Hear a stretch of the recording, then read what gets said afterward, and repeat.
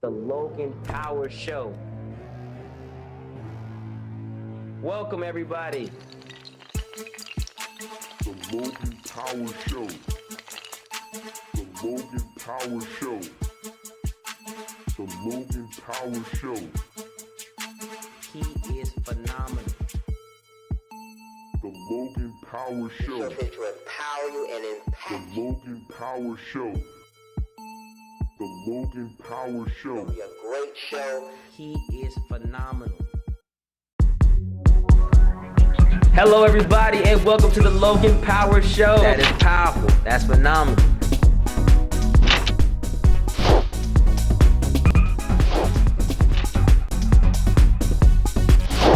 That's phenomenal. The Logan Power Show. Hey everybody, welcome to the Logan Power Show. It's me, your host, Calvin Logan, live here at the Point in North Charleston, South Carolina. Well, hey, I got with me a guest. This gentleman right here, he's an activist, he's a lawyer. He ran for city council for District 8, and I believe this man's gonna probably run again next 4 years from now. Mr. Marvin Pendarvis, how you doing, sir? It's a pleasure to be here. How are you? I'm well. Great to have you on the show. Yes, sir. Yes, sir. Well, people don't know, he ran for city council for District 8 on November the 3rd. Tough race, put his faith out there. Wasn't successful this go-around, but I believe he'll turn around for your next go-around. Most definitely. Most Definitely. But I want people to know more about you. Who is Mr. Marvin Pendarvis? I'm a simple guy. Was born and raised here in North Charleston. Gotcha. I grew up in Charleston Farms, Remount Road, North Rhett, in that area, and grew up in a single-parent household. 4 sisters. There were 5 of us total, and I grew up seeing a lot of things as a child, and so the things that I experienced shaped my determination, shaped my view toward the world and what I wanted to accomplish for myself and what I wanted to see myself go through as an adult. And so, as I said before, I'm a simple guy. I mean, I enjoy hanging out. I'm a big sports fanatic. Gotcha. I'm a foodie. All right. Well, definitely, we understand that you have a lot of things that God has brought you from. Yeah. Now, you work for the Curry Law Firm. Yes. Yes, so how long you been a lawyer for? A year, November the 19th. Yes. 1 year anniversary. Yes, sir. Okay. So, for us that are have a better understanding of who you are, you decided to become a lawyer, and you come back to the place where you were born and raised. Yes. Why would you become a lawyer here in North Charleston, South Carolina? Well, I care about this place. As a child, I always wanted to be a lawyer. That was a childhood dream of mine, and the biggest thing for me was making sure that I did something that I was going to be able to bring pride to my family. As I said, I grew up in a single-parent household, and so we saw a lot of struggles growing up, and I wanted to go into a profession that I believe would bring some prestige to my family and also help people. As I saw, a big thing for me growing up was being able to help people and do things for some people that they're not able to do for themselves. And as a child and early on, I saw that being an attorney is something that would be able to do that. And so I came back to North Charleston because these are my roots. I went to University of South Carolina for law school, and when I graduated, I thought about where I wanted to practice and where I wanted to set my roots down or set up shop. Sure. And coming back to North Charleston was ideal because I'm from here. I know the people here. The type of law that I deal a lot with people, personal injury, criminal defense, and domestic law. I deal a lot with the people, and being able to identify with the people here. I know the landscape, I know the climate, and some of the issues that are affecting people, and it would have given me the best opportunity to do so practicing here. And also it would give me and it has given me the flexibility that I have been able to run for office and do some of the civic things that I wanted to do in the community. Okay. Well, it sounds to me that you got a heart for the people. Yes, sir. And you don't want to see people being let down or taken advantage of. And that's what I liked about you. For me, I'm the kind of person, when we started this show, started October 24th of 2014, people say, Calvin, man, a TV show, man, internet radio, you were tripping today, and I didn't want to do it. I'll tell you right now, I'm not the kind of person, I didn't think I was the photo type of guy, get on TV, want to make a difference. But hey, I've been enjoying it. I tell people right now that we try to do our thing. Our goal is nationwide, worldwide. So when I saw people running for mayor and city council, I invited them all to the show because I'm not scared to, he said, get down with the big boys. So, that's why I was pulling for everyone who's for a change. And even if afterwards, I want to figure out what can we do to make it better here in North Charleston, South Carolina. So when you said that you was a lawyer, you're going for certain things, I want to bring those kind of people to the show. We want to help others that's watching to figure out what can we do to make this place a better for how we can evolve and grow as a community. So for me, right now, District 8 was something you ran for. Yes, sir. And you ran against people that did not want you to run because you was going against the, as you would say, the powers that be. So you got 4 more years to think about this thing. Would you run one more time in 2019? Absolutely. Okay. Absolutely. As I said, yeah, I did run for District 8, and District 8 in North Charleston encompasses Park Circle, Liberty Hill, not too far from where we're at now, and then Charleston Farms, where I grew up at. And the purpose of me running is because I care about the community. I care about what's going on here. I'm from here. My roots are here, and I've seen a lot go down here, and I'm an advocate for change. I'm an advocate for pushing North Charleston to become the best city it can be. Gotcha. And there are some things there's some issues that I have seen in the city that I want to address. And so when it comes to looking at 2019, I knew the deck was stacked against me going into the race. Incumbents are hard to beat. I was running against a guy who was a 16-year incumbent who had been on the city council for a long time. And so a lot of people roll with the status quo, especially when it comes to these municipal elections. You get people who just are voting for what they're used to. And I don't fault people for that. And so during these 4 years, I think it'll be an opportunity for me to really put my stamp, put my mark here in the community, continue to do some community work, continue to be active, be involved, increase the visibility so that I can prepare myself come 2019 to make another run at it. God willing, if that's the position he wants me to go to. If not anything sooner, then I can't wait. Gotcha. Well, we can't wait either because we're definitely going to be watching. 2019 is going to be something big here in North Charleston. We're going to have every last city council person come on. Every person's running for mayor. Reason why I got Marvin on here because we definitely want to see what things he has going on. Now, being a lawyer, that has got to be it's the job of certain things, but it's the job you would say, man, he knows the ins and outs of how to get out of trouble, or when you're in trouble, how to backdoor out the trouble. Now, the problem that we have a lot, especially in North Charleston, we got high crime. Right. So your phone's probably blowing up 24/7 because you're the guy to say, hey, man, I'm in trouble, help me out, get me out of the situation. Or the person's in trouble, but they got the money to get them out of trouble because they know people like yourself are very successful. Now, being a lawyer, have you gotten to the point that sometimes you ask yourself, and people always ask it all the time, what can we do to make it fair game?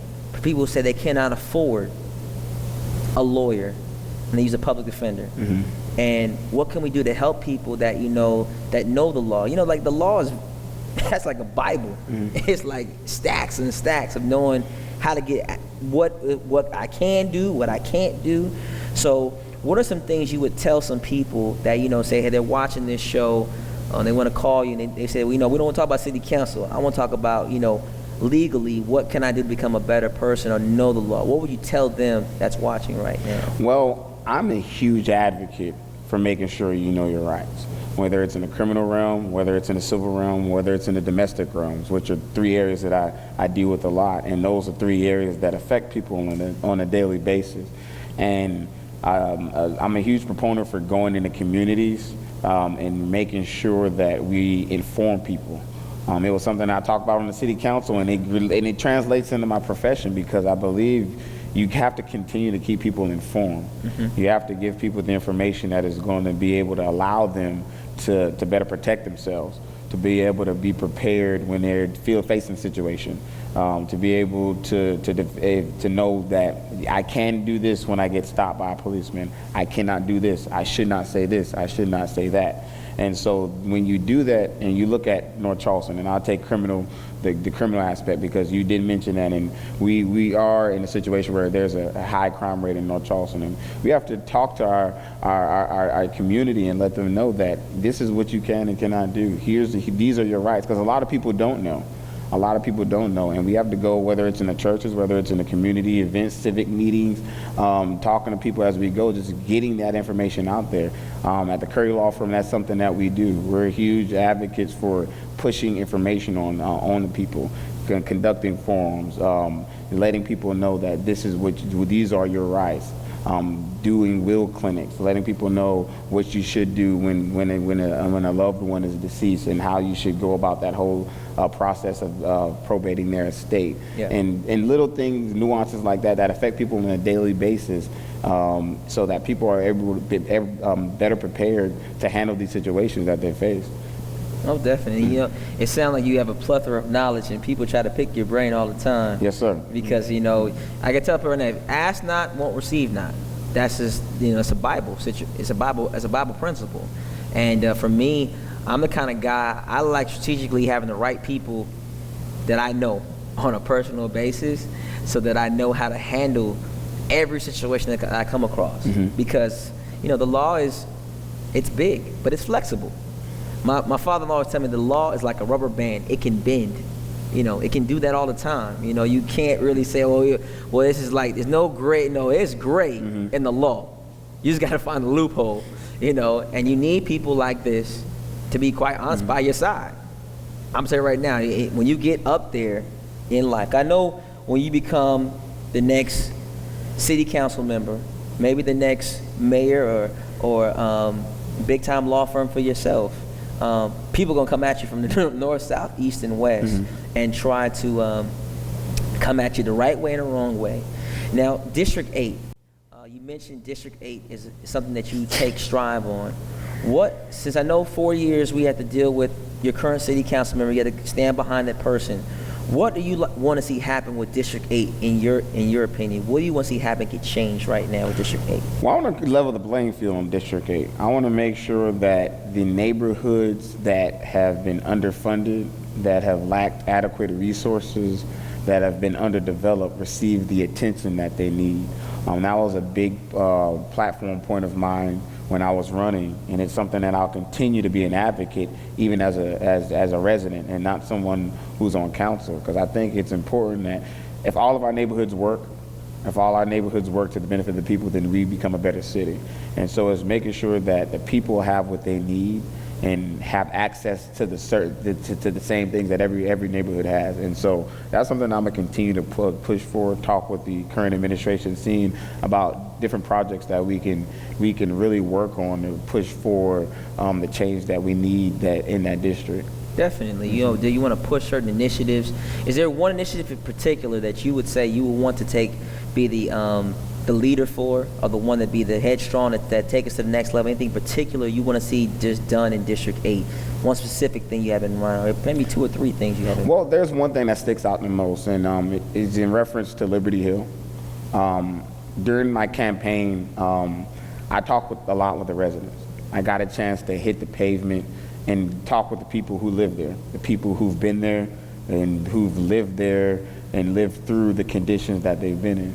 And the number one thing that stuck out to them is they believe that it's not developed as it should be. And you know, you walk around and you see a lot of condemned and dilapidated houses and places that have just been in the same condition for a number of years. And so the one thing that I would push for, and again, this is not even just being on council, but just the number one thing that I want to continue to work with cities on, see what we can do about that.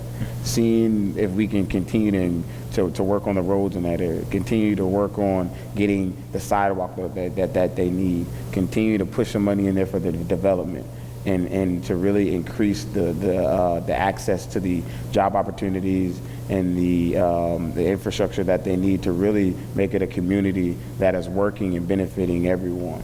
Definitely. You know, you sound like you have a plethora of knowledge, And people do need that. They need someone who is for the people and that lives by the people. And I definitely encourage you to keep doing what you're doing. I appreciate that. I appreciate your time. Oh, definitely. We're looking forward to him to come on some more, because for me, I want to have people get their answers. Because if you don't get your answers, you're not gonna get better. Absolutely. If we're not connected with the right people, our community will never get better. It takes a community to actually to raise up a child. And I believe our young people need to have, a Marvin by their side as a lawyer. I tell anyone, any person past the age of 18 needs a lawyer.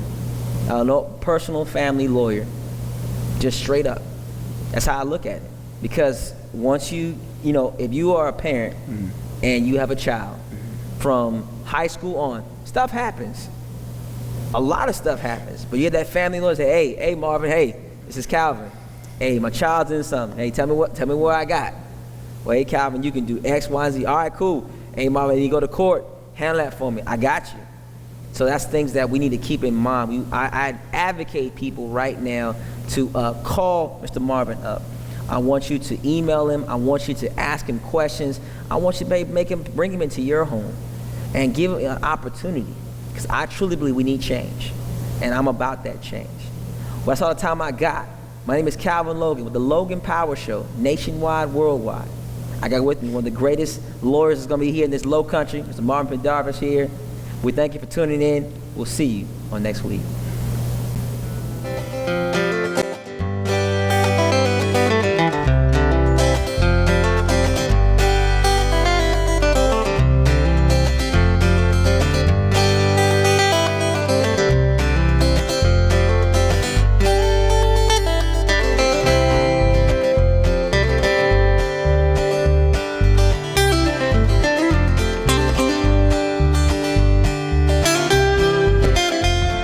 Everybody, that is powerful. That's phenomenal.